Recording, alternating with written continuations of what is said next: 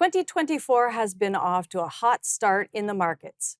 A good performance in the energy sector helped to lift Bay Street to a positive close on Friday, while Toronto's S&P TSX gained 188 points. In New York, the Dow Jones Industrial Average added 90.99 points, and the Nasdaq rose 183 points. And similar trends are happening in Asia in both Japan and Hong Kong. Joining us now to unpack the roaring start to 2024 is Brendan Caldwell, Director at Caldwell Securities Ltd. Caldwell, welcome to the show as I'm stumbling there at the end. That's all right, Julie. It's lovely to hear you. Before we talk about the markets today, last week a Canadian icon passed away. Let's talk about Brian Mulroney, what he meant to Canada, and what he created for our country when he was our Prime Minister. We created rather a lot and aspired to do even more. If he'd been able to get Charlottetown or Meech Lake across the goal line, I think he would have gone down as one of the two or three greatest prime ministers in our country. If he was able to unify that and fix the damage that the repatriation of the Constitution has done and indeed continues to do with a notwithstanding clause and all that, and the fracturing of Canada, which I think the Constitution only exacerbated.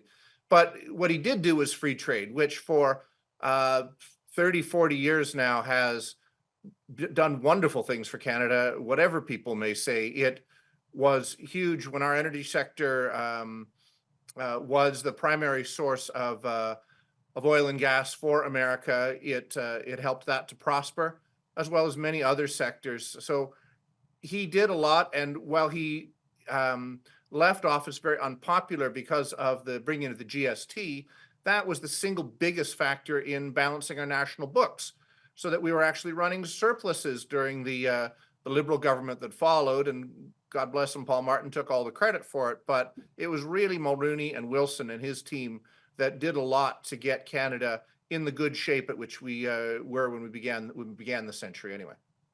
Now, moving on, let's talk about the S&P and Nasdaq closed at record highs on Friday, March 1st. Is there anything significant that we should be looking for?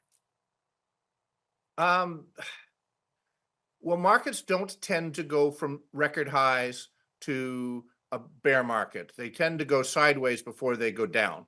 So as long as it keeps going up, it's probably going to keep going up, or at worst go sideways. Originally, this market rally was based on the idea that interest rates, particularly the central bank interest rates, would be coming down. But how do you lower interest rates when the stock market's hitting all-time highs and unemployment is very low and housing prices remain resilient?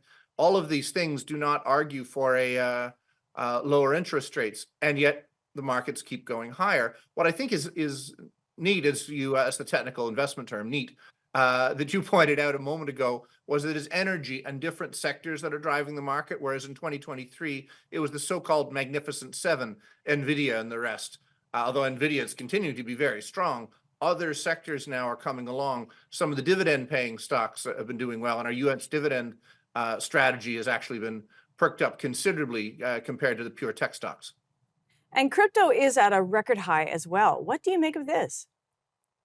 Well, it's been a long time since the Mulroneys of the world have tried to balance national budgets. We're a million miles from that. So I think crypto being at these prices is, at least in part, an argument against fiat currency, government-issued paper money that they can print at a whim. There is a finite amount of Bitcoin in the world, and there will always be a finite amount of Bitcoin in the world, as well as the other cryptocurrencies, so that it's a vote where gold used to be the flip side, and it's still, gold's doing well, but it's not doing crypto well. I think to at least in the last number of years, cryptocurrencies have been the opposite of fiat currencies, in that they've investors have seen a value in a type of currency that people can't print infinite amounts of just because it's politically expedient. Now, lastly, there are two wars that don't look like they have an end yet. The markets, real estate, are at all-time highs. What is the contributing factor? We have 30 seconds.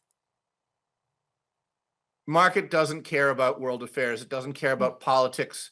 If you were, think about 9/11, the market was higher by the end of 2001 than it was the day before 9/11 struck. Once the market has taken on that there's a war in Ukraine and a war in Israel, it just doesn't care. We may care as individuals, we may care as countries, and God willing, there will be peace in both those nations and a good and lasting peace. But the markets are indifferent once they've taken a risk or a political situation on board. They think about other things like interest rates. Brendan, thank you so much for joining us today on Forum Daily. Thank you, Julie.